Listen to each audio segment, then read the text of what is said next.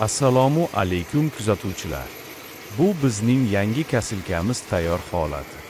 Beda orishi juda yaxshi va sifatli. Ayniqsa mevali daraxtlar tagiga ekilgan bedalarni orishda juda qulay. Bir kishi bemalol ishlata oladi, cherchatmaydi, og'zi harakatlanadi. Motor benzinda ishlaydi, soatiga 1 litr benzin sarflaydi.